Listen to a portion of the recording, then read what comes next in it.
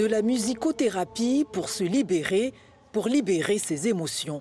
Dans cet atelier composé à 90% de femmes, tout le monde est là pour s'alléger sous la direction de la chanteuse Gwendoline Absalon. C'est du chant vibratoire, donc il consiste tout simplement à choisir une note de musique, à la chanter pour pouvoir évacuer des choses parce que chaque note n'a une vertu particulière et donc une fréquence particulière.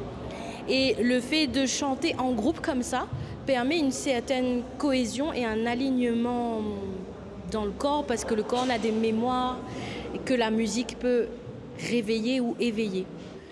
Des blessures, de la colère, du stress sont ainsi extériorisées par la voix.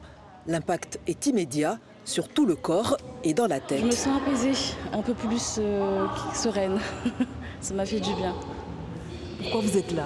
Parce que j'avais envie de découvrir ce que c'est un peu la musicothérapie.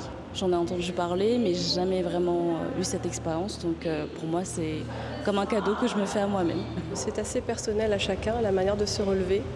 Quand on a vécu des violences, que ce soit physiques ou psychologiques, aujourd'hui, c'est une démarche totalement personnelle. Certains vont peut-être danser, d'autres écrire, d'autres chanter, d'autres vont peut-être même se replier sur soi ou se replier dans le sport ou même la nourriture.